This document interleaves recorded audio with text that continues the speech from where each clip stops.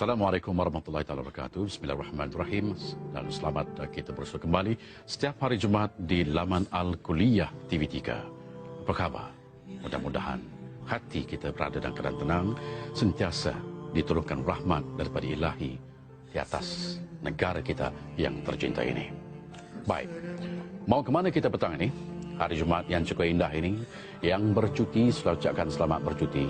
Bagi yang sedang bertugas, insya-Allah jadikan ia sebagai satu ibadat. Baik, Al-Kuliah akan terus bersiaran pada hari ini, dan hari ini Al-Kuliah menyerap semangat baru dengan wajah dan rumah baru yang diperolehi. Insya-Allah mudah-mudahan akan menjadi pemacu kepada drive Al-Kuliah pada masa akan datang. Dan ini barangkali dinamakan sebagai madrasah moden yang menjangkau usia Al-Kuliah yang masuk ke tahun-tahun kedewasaannya. Baiklah, muslimin dan muslimat yang dirahmati Allah sekalian, dalam Al-Kuliah pada petang ini, kita akan bercakap, kita akan mengupas satu topik yang saya fikir mencabar minda kita, yaitu penipu dunia. Siapakah sebenarnya yang dikatakan penipu dunia, dan bagaimana penipu dunia ini merancang modus operandinya, dan siapakah yang paling teruk ditipu sejak sekian lama. Jadi untuk itu saudara, kita hadirkan ke studio saudara Jerry D. Gray. Assalamualaikum Jerry. Waalaikumsalam warahmatullahi wabarakatuh. Apa khabar Jerry? Alhamdulillah masih sehat.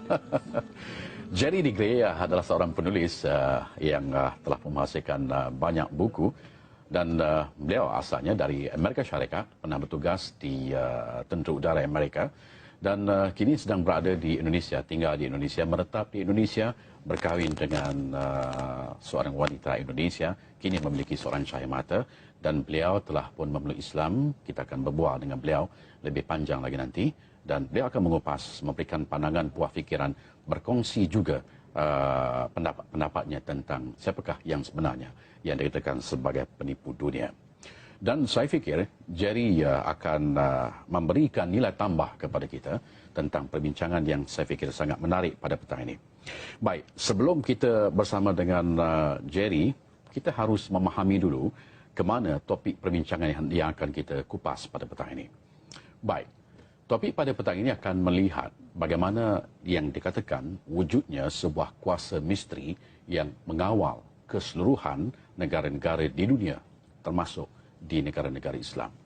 Siapakah yang memainkan kuasa misteri ini, ataupun dalam bahasa global kita sebut sebagai superpower, dan mungkin berlindung di sebalik nama-nama yang indah seperti Order Baru Dunia dan sebagainya. Dan ini sikit sebanyak telah pun mencantumkan pemikiran seluruh penduduk dunia dan juga orang-orang Islam itu sendiri. Baik, jadi kita juga akan melihat bagaimana tipu daya ini menurut Jerry mereka melakukannya dengan begitu licik, sehingga bala bencana juga pada pandangan beliau dirancang dengan begitu teliti untuk menimbulkan krisis bencana alam, krisis kemanusiaan, dan juga krisis pertanian. Baik, kalau telah pun bersedia dengan lafaz Bismillahirrahmanirrahim, kita akan bersama dengan Jerry D. Gray pada petang ini. Jerry, saya nak ucapkan selamat datang ke rancangan Al-Kuliah. Terima kasih. TV3. Dan saya ingin dengarkan juga pandangan sebagai soalan yang pertama saya kepada Jerry.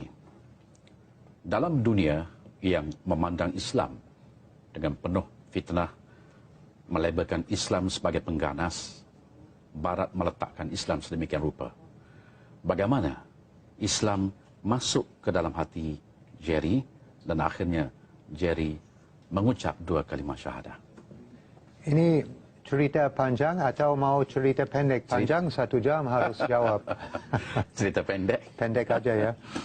Ini mungkin mulai dari kecil. Saya ada masalah sama agama Kristen, susah percaya Nabi Isa anak Tuhan. Nggak masuk logika. Nabi Adam punya hak lebih tinggi untuk jadi anak Tuhan. Dia nggak punya ibu sama bapak. Nabi Isa punya ibu. Kenapa dia jadi anak Tuhan? Kenapa Tuhan perlu punya anak dari manusia dia bikin sendiri? Nggak masuk logika saya. So, udah ada masalah dari situ. Now, memang saya besar di Amerika, persepsi saya Muslim, dia nggak suka orang bule, Muslim, teroris. Memang dari Angkatan Udara Amerika kita ada rapat aman. Saya ketemu orang Muslim, dia bilang, "Good morning, Mr. Jerry, how are you?" Saya harus lapor sama Intel. So, memang persepsi saya nggak bagus untuk Islam. But Allah bikin habis keluar dari Angkatan Udara Amerika, kontrak sudah selesai. Allah bikin saya orang susah, harus tinggal di dalam mobil, harus 6 bulan di ujung satu dermaga, nggak ada makanan, keluarga nggak mau bantu saya. Ada kerja di Arab Saudi. Arab Saudi minta saya tugas untuk teknisi pesawat Raja Fahd punya pribadi. Yeah. Saya afraid atau takut. Yeah. Nanti dibunuh saya dari masalah saya orang bule. Nah, waktu sampai ke Arab Saudi baru mata saya buka. Baru saya dengar azan. Baru saya sadar ini Muslim bukan teroris, Muslim punya disiplin. Muslim solat 5 waktu sehari. Muslim puasa dalam bulan Ramadan. Muslim takut salah masuk neraka. Nah, saya kalah sama Muslim. Saya masuk gereja dulu paling 3 bulan sekali. Nggak mau masuk ke gereja dari masalah kurang spiritually enlightening untuk saya. Maka mata saya mau mulai buka di Jeddah waktu ada azan untuk solat seperti zuhur. Di luar Jeddah di pinggir jalan mobil berhenti solat di pinggir jalan. Di shopping mall mau bayar barang, karyawan nggak ada.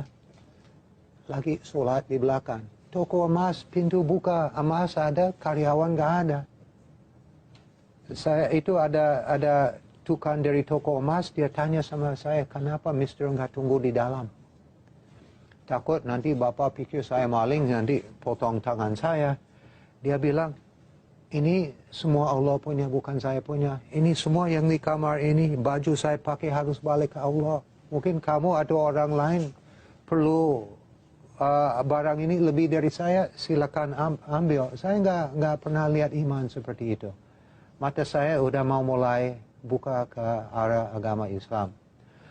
Di kunci mulai dari awal saya pegang Al-Quran. Ada orang Yaman nama Ahmad. Dia bawa Al-Quran ke saya. Dekat sama saya sudah ada rasa di sini. Yeah. Waktu saya pegang Al-Quran, mulai nangis. Udah ada sadar dari sini semua hal-hal di dalam Al-Quran itu betul. Dan saya belum baca. Waktu buka ini dalam bahasa Inggris, berapa ayat saya baca langsung nangis. Itu semua mulai dari situ. Baik, terima kasih Jerry. Itu dia tadi awal bicara sehingga bagaimana Islam itu masuk ke dalam hati Jerry dan akhirnya hidup sebagai seorang Islam. Indah sekali cerita itu. Saya rasa sangat begitu tinggi nilainya bagaimana Islam itu memberikan pencahayaan dalam kehidupan Jerry. Baik, saya nak beralih kepada anjakan yang lebih jauh sedikit. Sebab Jerry juga melakukan kajian dalam bidang penulisan untuk menghasilkan buku-buku yang dihasilkan. Baik, jadi kalau kita saksikan sengketa, peperangan, konflik, kacau bilau, huru-hara, hari ini lazimnya berlaku di kebanyakan negara Islam. Betul. Soalan saya, apakah ini merupakan satu perancangan? Memang ini ada global conspiracy sudah jelas untuk bikin Islam lemah, untuk prevent, stop kita untuk bersatu. Dia nggak mau kita unite bersatu, dia nggak mau kita ikut sistem khilafah, dia nggak mau kita punya satu pimpinan untuk umat Islam. Ya. Now, lihat di daerah Timur Tengah, Amerika lagi bikin negara-negara di sana banyak intervensi, bikin dia lemah. Seperti Irak sudah jatuh, Tunisia, Mesir, Syria lagi kondisi kritis, Iran kena fitnah, Yemen kelihatan is next ya. Amerika lagi bikin Timur Tengah lemah, Israel ada rencana untuk ekspansi, untuk tambah besar, untuk jadi world power, ada niat-niat ke sana. Ya. So di negara Islam di pinggir Israel lemah, mimpi dia bisa jadi. So memang yang jadi di dunia ini bukan by chance, bukan masalah ada teroris. Memang teroris ada, but ini ada banyak fitnah, ada global konspirasi untuk siapin di dunia untuk Dajjal. Masalah di situ. Mau siapin dunia ini untuk Dajjal. Ini kita lihat dari hadis suasana di dunia sekarang, insya Allah sebentar lagi memang Dajjal mau turun. Waktu sudah dekat. Jadi yang berlaku sekarang ini merupakan persiapan golongan ini untuk menyambut, kita boleh istilahkan sebagai kononnya menyambut kedatangan Dajjal. Betul. Kita lihat dari semua masalah di dunia sekarang, ini akar atau the deepest root, ya. Okay. Ini always coming from religion. Ini mulai dari agama. Dan memang dia mau bikin economic crisis, krisis makanan. Dia coba kontaminasi agama seperti Islam. Dia bawa ideologi beda dari sunnah Rasulullah, ya. Untuk mau bikin Muslim bingung, mau bikin brother sama brother fighting. Ini dia lagi tugas sekarang. Orang dia nggak suka, di pimpinan negara nggak suka, di fitnah, dijatuhkan orang ini, dimasukin orang seperti pro Amerika, pro Barat. Ini lagi jadi sekarang. Ini memang masalah besar. Ya. Terima kasih Jerry. Dan ataupun nama Islamnya Haji Abdul Rahman. Jadi kita akan bersama dengan Jerry sebentar lagi, dan anda juga dijemput untuk membuat panggilan telefon untuk berkongsi pandangan, dan juga barangkali ada soalan yang ingin dikemukakan kepada Jerry ataupun Haji Abdul Rahman. Dan siapa sebenarnya penipu dunia, Jerry akan jawab sebentar lagi. Jadi jangan ke mana-mana, teruskan bersama kita di Al-Kuliah TV3.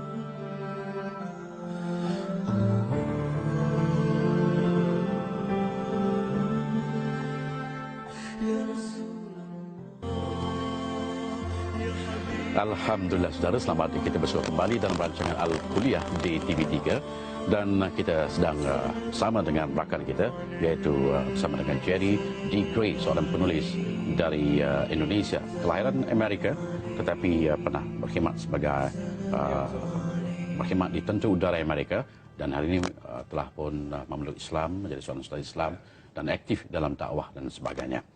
Baik, kita nak sambung lagi Jerry. Perbincangan kita, kemungkinan besar akan ada panggilan masuk untuk menyertai perbincangan kita di studio pada petang ini. Tapi sebelum kita menerima panggilan, saya ingin tanyakan dulu kepada Jerry tentang New World Order. New World Order pertama kali diucapkan oleh Presiden Amerika Syarikat George Bush pada waktu itu seperti sebuah perkataan yang sangat indah sekali bunyinya. Tapi saya fikir banyak sekali di antara perkara-perkara yang berbisa di sebalik wujudnya perkataan tersebut. Dan kalau kita lihat, panggilan tersebut akhirnya mencantumkan seluruh kerajaan di bawah satu pusat pemerintahan. Ataupun barangkali kita anggap sebagai wujudnya kerajaan rahsia. Jadi mungkin Jerry dapat huraikan. Di New World Order ini juga sudah lama ada tulis di US dollar Novus Order Seclorum. Bahasa Latin. Sudah lama? Sudah lama. Ini dari US dollar pertama. Ada tulis Novus Order Seclorum atau New World Order. So ini sudah lama ada di US dollar. But baru George Bush Senior berani, dia presiden pertama berani omong the New World Order. The New World Order ini masuk kelompok pasukan Dajjal ini dia punya banyak senjata. Ini masuk IMF, World Bank, WHO, PBB, Gorbachev Foundasi, sama negara-negara yang supporting dia, Illuminati, Freemason, ini semua gabung di dalam New World Order. di New World Order Group ini mau di dunia ini jadi 10 provinsi, satu pimpinan, satu agama baru untuk seluruh di dunia. Now, dia tugas sekarang untuk kita lihat dari seluruh di dunia, nasionalisme lagi turun. Ini tugas dari New World Order. Dikurangin nasionalisme seperti kita lebih ikhlas terima one world government. Ya. Juga dia mau hancurkan family value. Dan ini udah jadi di Amerika, family value sudah hancur. Yeah. Family saya sendiri udah hancur. Now, and ini udah jadi di Amerika, family value sudah hancur. Yeah. Family saya sendiri udah hancur. Now, family value sudah hancur, orang pikir dia sendiri, dia bisa implementasi program dia, niat dia mau memang pegang di dunia ini untuk siapin untuk Dajjal. The New World Order sudah pegang dunia barat, sudah pegang. Ini pimpinan-pimpinan di negara barat, Obama satu lagi bisa lihat tugas dia udah ke arah sana juga untuk support ambisi di dalam rencana The New World Order. Baik. Kita terima dulu satu panggilan telefon dari penonton kita. Halo, Assalamualaikum. Halo, Assalamualaikum. Ya, Waalaikumsalam. Saya Farhana dari Perak. Farhana dari Perak, ya? Okey, silakan soalan. Saya nak tanya, Okey. macam mana untuk dapatkan buku tu yang ditulis apa? Oh, okey. Oh, buku yang soalannya berbunyi bagaimana dia nak dapatkan buku yang ditulis oleh Gary. Buku ini boleh didapati di PTS, ya? Dan sekarang sudah berlangsung pesta buku di PWTC. Ya? Itu dia? Oh, PWTC. Iya, okey. Hanya di sana je tak boleh kat tempat lain? Ya, apa dia? Di situ je ke? Kat tempat lain tak ada? Akan ada di mana-mana kedai buku nanti, insya-Allah. Okey. Okey, terima kasih. Baik, yang berminat tentang penulisan anda tentang buku. Baik, mungkin saudara jadi boleh sambung lagi. Saya sangat menarik tadi itu. Bagaimana di Amerika, the New World Order telah pun berjaya dilaksanakan. Bagaimana pula belahan di negara-negara Arab? Belahan di negara-negara Islam? Adakah the New World Order ini telah pun berjaya meresap masuk ataupun belum sepenuhnya? Oh, the New World Order sudah ada tangan campur dalam, saya tidak salah omong, dalam semua negara sudah jelas. Ya. Saya sendiri bisa lihat di Indonesia campur tangan dia di sana lumayan kuat. Dia bisa goyang-goyang Indonesia terus, bikin banyak krisis. Macam-macam krisis dan krisis isu ini jadi distraksi. So di Muslim di Indonesia susah bersatu, dan orang juga tambah miskin. Dan orang tambah miskin biasa otomatis iman turun. Sampai dia nggak pikir Allah lagi, dia pikir duit. Dia harus makan hari besok. So Allah nggak penting, duit penting. Duit halal tidak penting, yang penting uang ada bisa bayar semua utang. Ini ada satu senjata dia pakai terus. Di negara Arab kita lihat seperti Arab Saudi, itu raja di sana sekarang boneka Amerika, pro Amerika. Di Iraq itu Presiden Iraq sekarang siapa taruh di kursi situ? Amerika. Di Afghanistan, Presiden Afghanistan siapa taruh dia di situ? Amerika. Mesir begitu. Sama Libya, Tunisia. Ini di negara Islam, negara Arab, pimpinan dia anti-Amerika atau nggak mau ikut ideologi the New World Order, ya, atau terlalu agresif untuk Israel. Mulai fitnah, kasih munisi, uang untuk oposisi dia, jadi revolusi, dia jatuh. Masukin orang yang mau support ideologi the New World Order. Baik, jadi kita terima satu lagi panggilan telefon. Halo, Assalamualaikum. Halo, Assalamualaikum. Waalaikumsalam warahmatullahi. Ya, siapa di sana? Assalamualaikum warahmatullahi wabarakatuh. Ini Wafa. Okey, Wafa, silakan soalannya. Dari mana Wafa? Daripada Tuaran ya. Halo. Hello. Halo. Halo, siapa ni? Hello. Hello. Ya, ya, ya. Ini siapa? Ini siapa? Saya Silakan. Muhammad Zaifah dari... Halo. Baik, jadi kita teruskan dulu soalannya. Putus lagi. Putus lagi. Dan bermakna Jerry tadi telah pun membuka satu ruang lingkup yang jarang sebenarnya mahu diperkatakan orang secara terbuka. Bagaimana the New World Order ini beroperasi dengan modus operandinya yang masuk ke dalam kebanyakan negara-negara dalam pelbagai sistem. Baik, ini sangat jelas. Apakah tidak wujud satu kesedaran di kalangan negara-negara Islam pada pengamatan Jerry? Di problem banyak Muslim sekarang punya kartu identitas Muslim nggak ikut Islam yang benar. Ini ada satu masalah. Tidak ikut Islam yang sebenarnya. Ya, ada banyak nggak ikut yang benar. Ya, okey. Dan biasa orang nggak ikut Islam yang benar, dia masuk posisi di power structure di dalam negara-negara Islam. Ya, orang ikut yang Islam yang benar, yang sadar masalah-masalah ini, kita harus bersatu, harus jaga diri, harus betul waspada. Dia nggak punya tenaga di dalam negara. Ini kembali lagi ada banyak manipulasi dari the New World Order, and then ada ustadz kena fitnah juga. Fitnah, oh ini teroris, oh ini teroris, oh ini pernah terima uang pakai untuk pesantren ini, oh pesantren ini terrorist training camp, ya. Siapa jadi oposisi negara Amerika atau Israel, otomatis teroris. Di Afghanistan, tentara Amerika masuk rumah orang, malam masuk rumah orang, ambil bapa sama 2 anak laki-laki, semua Al-Qaeda.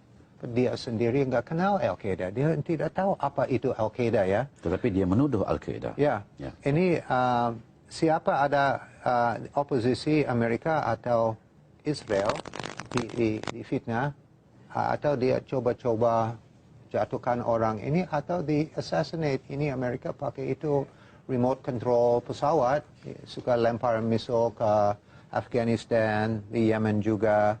And the international community lagi diam-diam because ini violation of their the country's national right. Amerika nggak boleh seperti masuk Malaysia nembak orang, atau di Indonesia dilempar roket ke sana, but the international community nggak ada protes, diam-diam. Maknanya tidak boleh sewenang-wenangnya menceroboh wilayah sesebuah negara. Tapi itu yang dilakukan oleh Amerika. Baik, kita terima satu panggilan telefon. Halo, Assalamualaikum. Hello, Assalamualaikum. Waalaikumsalam. Siapa di sana, tuan? Saya Nur Azman bin Abdul Samad. Okey, silakan soalan. Assalamualaikum, Jerry. Waalaikumsalam warahmatullahi wabarakatuh. Okey. Seperti yang kita tahu, umat Islam adalah umat yang terbanyak sekali di dunia ni. Tetapi kenapa kita masih lagi berpegang dan bergantung teknologi senjata daripada Dajjal ni? Kenapa kita tak mampu ke buat warship ke, battleship ke, ataupun seperti kapal terbang yang yang canggih-canggih, macam Amerika bangga dengan dia punya armada ke-7 dia. Setiap kali apa ada masalah, dia akan hantar dia punya warship ke mana negara-negara, Iran ke, atau untuk menakutkan umat Islam. Dan kita sering terpengaruh seolah-olah warship dia tu satu macam bagi dia sebagai malaikat yang boleh memusnahkan sesuatu negara. Ya. Apa pendapat Jerry? Sebab saya rasa Jerry pun pernah bekerja di battleship kan? Okey, terima kasih Nur Azman kerana menyertai perbincangan kita pada petang ini. Silakan Jerry. Waalaikumsalam. Kenapa Islam sendiri tidak membangunkan persenjataan yang canggih menurut Nur Azman? Masalah sekarang, lihat negara Indonesia, dia mau mulai produksi battleship untuk Indonesia. Indonesia udah punya ribuan pulau. Ini dia perlu angkatan udara besar untuk jaga pulau-pulau dia sendiri. Dia nggak punya resources untuk bikin battle group untuk keliling-keliling di dunia. Juga Indonesia is non-aggressive country. Dia nggak ada niat-niat ke sana. Ya. Now di negara lain tidak, seperti Iran punya battleship, ya. Tidak punya terlalu banyak, dia punya cukup untuk jaga Iran, ya, nggak cukup untuk jadi agresor, untuk jaga diri, oke, but untuk agresi nggak cukup. Di negara Islam kembali lagi pimpinan negara boneka Amerika, ya, pro ke arah ini sedikit pro Amerika. So bukan di negara nggak mau jaga diri, masalah ada sulit. Saddam Hussein dulu punya panzer, tank, artillery banyak, sekarang hampir nggak ada. Dulu punya banyak pesawat, but out to date, ya. Mau beli pesawat modern dari Amerika nanti ada embargo, spare part tidak bisa beli. Ini ada international pressure, Rusia jangan jual pesawat ke negara ini. So memang ada international pressure juga. Negara ini seperti Iran nggak boleh jual F-16 atau Sukhoi dari Rusia, nggak boleh jual ke sana. Ada ini strong international pressure. Dia bisa ada niat mau bikin ini, masalah tidak bisa dari masalah ekonomi, politik dalam negeri atau dari gangguan politik internasional.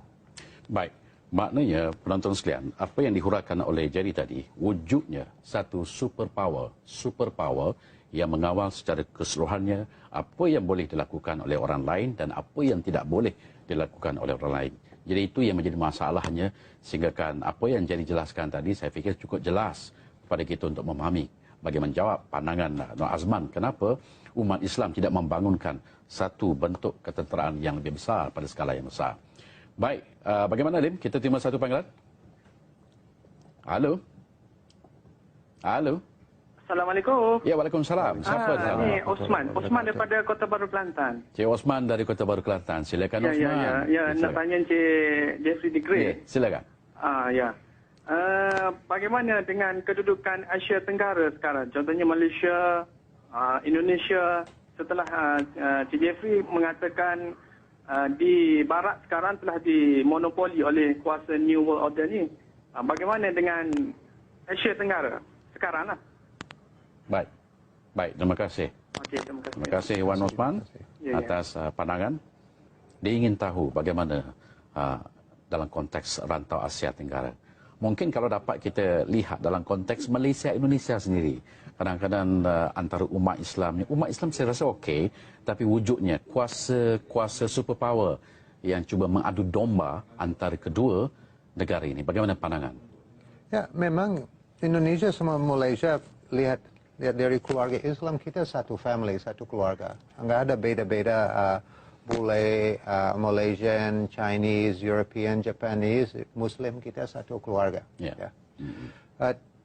Selalu ada sedikit friksi sekali-sekali, seperti yang kemarin masalah nembak orang, jual organ, ini jadi isu besar di Indonesia, ya. Yeah. But the media partisipasi juga ada tinggi dinaikin, ada isu nggak perlu jadi headline news 2 minggu, jadi headline news 2 minggu. Yeah. And then terus di pressure seperti di Indonesia, menteri harus jawab, harus respons apa. Ini dia lagi kena pressure juga dari media. And dari pressure media ini bisa turun dari presiden juga, ya. Ada ini jadi isu besar, banyak diskusi, and then bikin sentimen. Ya, ini Muslim sama Muslim ada sentimen. Ini satu orang nggak benar, tapi mayoritas nggak support aktivitas itu. Di mayoritas nggak. So saya lihat isu itu kemarin. Dari dalam opini atau pikiran saya pikir, wah ini mau mulai lagi, mau bikin isu lagi, yang TKI jadi korban lagi di sana, ini mau bikin isu lagi. Ini doa dari saya, insya Allah ini semua dari Malaysia sama Indonesia cukup sadar ini nggak jadi isu emosi lagi emosi brother sama brother mulai fighting atau embargo ekonomi seperti itu. Insya Allah ini nggak sampai ke sana. Ya. Terima kasih. Jadi kita akan bersambung lagi selepas ini nanti. Jangan kemana-mana. Dan mungkin kita akan melihat bagaimana peranan sebuah negara jiran lain yang cuba menjadi superpower yang mungkin menyulitkan keadaan umat Islam pada masa akan datang. Kita akan dengar pandangan Jadi sebentar lagi. Jadi jangan kemana-mana. Teruskan bersama kami di Al-Quliah.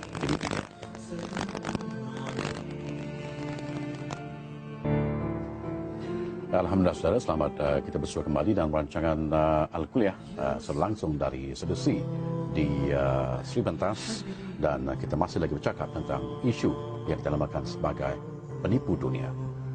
Dan malangnya dalam kedudukan konteks kehidupan kita hari ini, umat Islam terus berada di tahap yang terbawah.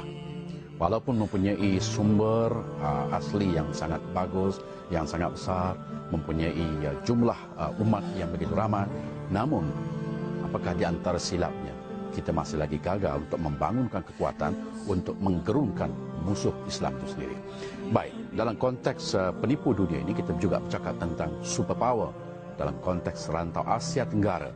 Mungkin jadi dapat huraikan apakah wujud satu superpower di rantau Asia Tenggara yang menjadi duri dalam daging yang boleh merosakkan hubungan umat Islam di rantau Asia Tenggara ini. Oh, memang di dunia ini ada berapa superpower sekarang ya. Ini di satu hal yang jelas, dia nggak mau Asia bersatu. Tidak mau Asia bersatu. Nggak mau. Nggak usah lihat dari Islam, but Asia sendiri dia nggak mau kita semua bersatu. Okay. Kita bersatu bisa hidup sendiri. Kita punya resources semua lengkap. Nggak perlu apapun dari luar, ya. Kita bisa hidup sendiri. But masalah dari agama, different point of view, persepsi dari pimpinan negara ada sedikit sulit mau ke sana. Ada orang ada motivasi sendiri, enggak ada pikiran ke sana. So memang ada intervensi dari luar seperti kita enggak bersatu untuk bikin konflik dari different religion, so enggak ada harmonis. Yang betul dalam syariah Islam ada harmonis untuk semua agama, enggak ada masalah di situ. Masalah dari agama, different point of view, persepsi dari pimpinan negara ada sedikit sulit mau ke sana. Ada orang ada motivasi sendiri, enggak ada pikiran ke sana. So memang ada intervensi dari luar seperti kita enggak bersatu untuk bikin konflik dari different religion, so enggak ada harmonis. Yang betul dalam syariah Islam ada harmonis untuk semua agama, enggak ada masalah di situ. So di Amerika sendiri kita lihat aktivitas negara itu, it's not good for Asia, it's not good for family value, it's not good for Islamic value. Dia mau seperti untuk Islam mau diimplementasi program liberal Islam. Ya. Liberal. Ya, solat 5 waktu sehari boleh juga, it's okay. Nggak mau solat. Puasa bulan Ramadan, it's okay. Juga terserah mau puasa atau enggak. Ini bukan Islam. But ada ideologi seperti ini dilempar ke dalam agama Islam, but juga ke agama lain juga ada mirip-mirip seperti itu untuk bikin orang bingung and untuk merusak fondasi agama dia sama the family value. Asia family value masih cukup kuat. Masih cukup kuat pada waktu itu. Ya, masih untuk sebentar masih. Baik, terima kasih Jerry. Baik, kalau kita lihat selain menguasai dunia melalui peperangan, penaklukan wilayah dan sebagainya, apakah superpower ini juga merancang melalui secara bijak untuk mencipta bencana dunia untuk mewujudkan krisis uranium, untuk mewujudkan krisis kemanusiaan, krisis kesihatan dan sebagainya. Apakah ini sedang berlaku? Dan apakah sebuah kejadian tsunami misalnya boleh dirancang dan dilakukan oleh manusia? Kembali lagi ke Amerika. Amerika sudah punya teknologi sudah lama. Dia bisa berubahin jet stream. Gampang bikin tsunami. Rekaman dari Indonesia sama yang dulu ada Asian tsunami. Rekaman dari Indonesia sama India itu 6,4 skala Richter. Gempa bukan di atas 9 skala Richter. Dari data scientific, 9 skala Richter, 1000 km diameter, habis. If lihat dari televisi Indonesia seperti Metro TV, dulu ada amateur video tsunami masuk Aceh. But di depan tsunami, biasa-biasa aja, tidak ada gedung jatuh, nggak ada kaca pecah, nggak ada tembok jatuh, nggak ada indikasi ada gempa bumi 9 skala Richter. Indonesia protes hari pertama ini, gempa ini ledakan bom di bawah tanah, bukan gempa. Hari besok Indonesia diam, India protes, ini ledakan bom di bawah tanah. Jadi berita dari India sendiri. Kenapa? Semua gempa bumi ada vibrasi nama S-wave. Seperti kita tarik tali lebih kencang, di samping ada vibrasi pip pip pip pip pip, jadi gempa, ya. Yang jadi di Aceh bukan seperti itu, ada P-wave, ada like that, ya. And bukan 9 skala Richter. And dari media international dia kasih pusat gempa di Aceh Utara. But itu jauh ke selatan dari situ, di pusat. So ini 6,4 skala Richter. Ini jauh dari Aceh. Kenapa di utara bisa mulai tsunami besar dari sana langsung ke Aceh? Ini harus mulai dari sini, dari ke selatan, bukan dari utara. Terus ada physicist dari Prancis dari jalur saintifik dibuktikan ini tsunami ini bukan dari gempa bumi, itu ledakan bom di bawah laut. And boleh lanjut sedikit lagi, yang jadi di Jepang bulan Maret tahun lalu. Satu kota rekam 6,1 skala Richter. Semua kota lain di Pulau Jepang rekaman di bawah 6 skala Richter. Bukan 9 skala Richter dari media barat, dari Amerika. Terus suasana waktu tsunami datang biasa-biasa aja. Kenapa ada media helikopter di tempat tsunami dari air laut, di tempat dia jatuh dari air laut, ada media helikopter lagi shooting live. Terus tsunami sampai ke sana, ada helikopter satu lagi shooting live. Mana ada media naikin 2 helikopter untuk 6 skala Richter gempa? Nggak mungkin. Itu bayar ongkos helikopter juga mahal. Lihat di video, masih ada di YouTube, orang mau lihat. Pas tsunami ini masuk Jepang, nggak ada kaca pecah, nggak ada tembok jatuh, nggak ada jalan rusak. Nggak ada indikator sama sekali ada 9 skala Richter. So saya sendiri sangat suspicious. Ini ada perlu diinvestigasi.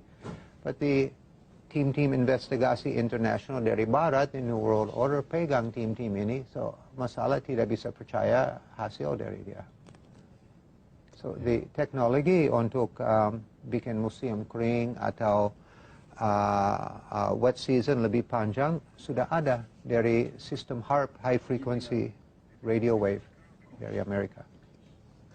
Baik, terima kasih. Jadi banyak lagi kita akan minta pandangan Jerry de Grey ini, dan saya fikir ini merupakan satu pandangan dan juga buah fikiran yang sangat jarang untuk kita dengar. Baik, kita akan berehat dulu seketika. Kita akan bersama lagi selepas ini, dan jangan ke mana-mana, teruskan bersama kami di Al-Kuliah TV3.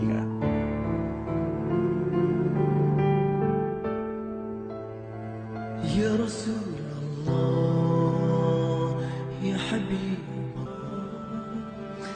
Alhamdulillah saudara, selamat kita bersama kembali dalam rancangan Al-Kuliah dan kita masih lagi bersama dengan Jerry Digray dan kita bercakap tentang topik dinamakan sebagai penipu dunia.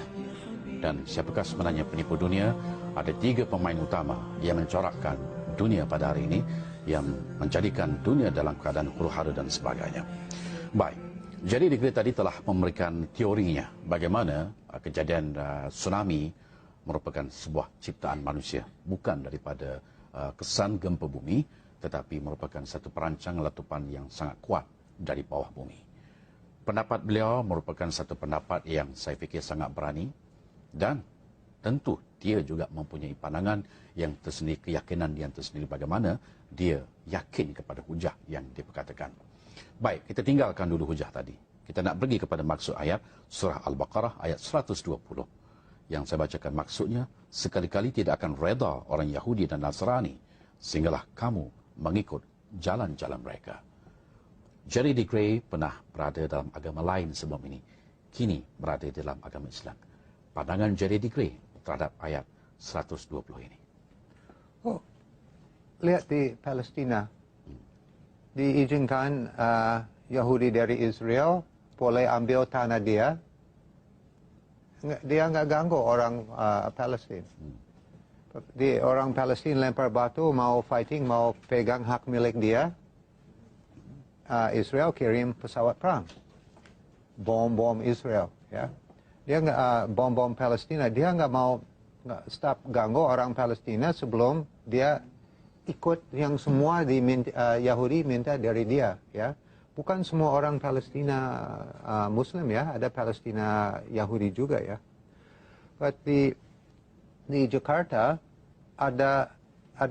di Indonesia ada pastor pernah bilang kita agama Kristen kena laknat dari Tuhan sebelum semua Muslim masuk agama Kristen.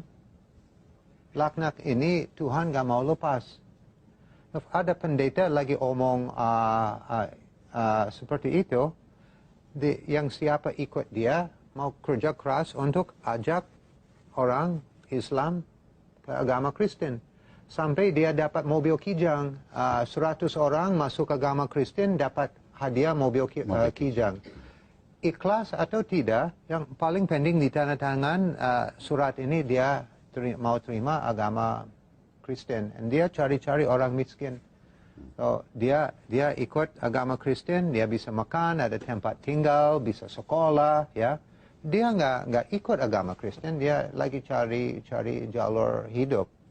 But ada fanatik seperti itu. Now, saya orang Kristen, saya nggak mau orang Muslim ikut agama saya, dia nggak ikhlas. Seperti Islam harus ikhlas, ya. But lihat ancaman dari Amerika, di bom Timur Tengah, di fitnah ustadz kita, di fitnah Saddam Hussein, Iraq, Afghanistan, Jordan, Syria, Iran, Libya.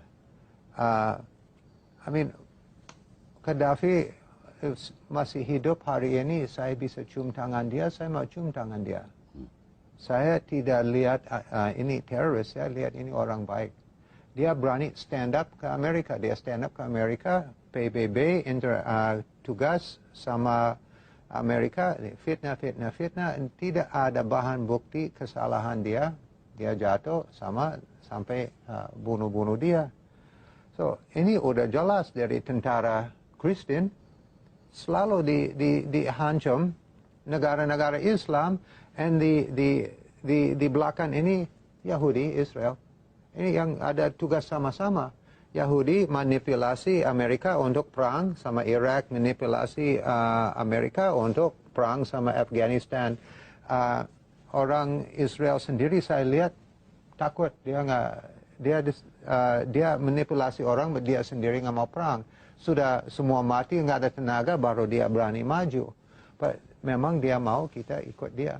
Itu sudah jelas, yang ayat ini di dalam Al-Quran kita bisa lihat sehari-hari dari berita. Memang dia nggak mau berhenti sampai kita ikut agama dia.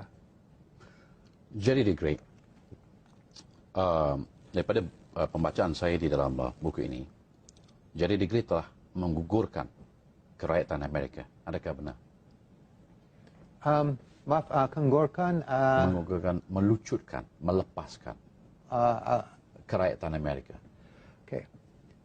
Saya dulu punya paspor Amerika, ya.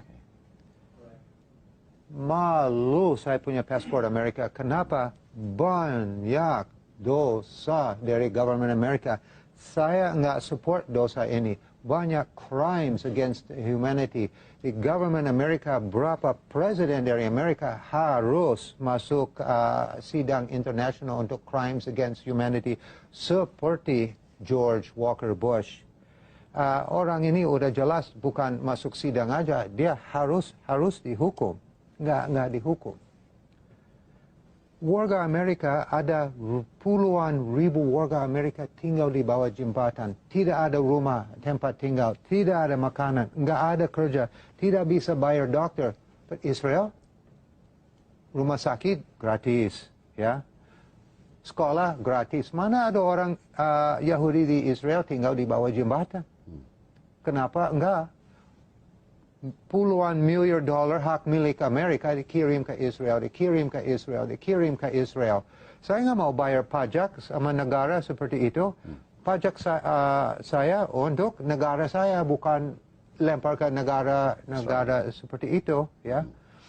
So, saya malu, I'm ashamed.